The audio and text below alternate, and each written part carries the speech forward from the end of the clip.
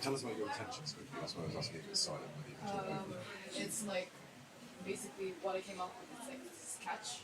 The movie is basically a sketch of the model, and I was really, I was really trying to figure out what I was looking for. Like why was I focusing so much on movies? But it's more like using the movie as a method to see something you usually see in a different way. And I thought that's very important for me as a designer because when we make models or drawings or like collages, we tend to view it in a very specific way.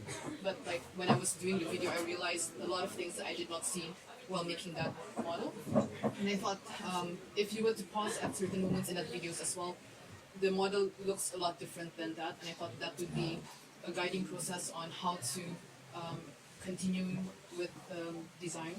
So it's, I mean, I also was figuring out like why did I have to film it and why didn't I just animate it in a 3D modeling thing? But the thing is, I another thing about movies that is so intuitive, and I got a gimbal to like play around with, and it's a very intuitive thing. It's the same process as like when we're sketching something. So it's that's why I thought it was more important. I mean, it's movies are kind of a intuitive way of sketching something that's already there, Yeah. and for us to interpret it differently so that we can come up with something else.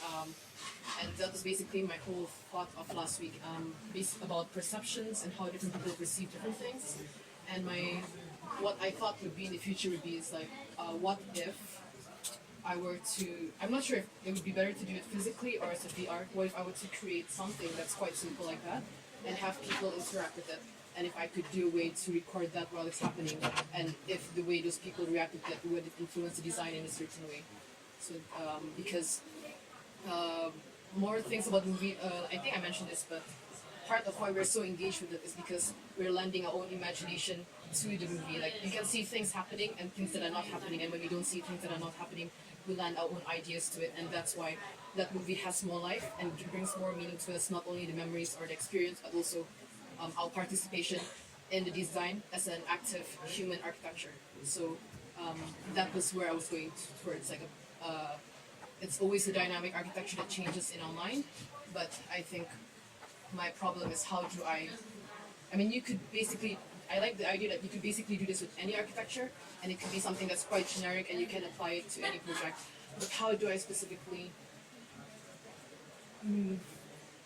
move on to the next thing? That's basically it. That's the easy bit, Yeah. I think. But listen, I really like the video, but I much prefer the way you're talking about it.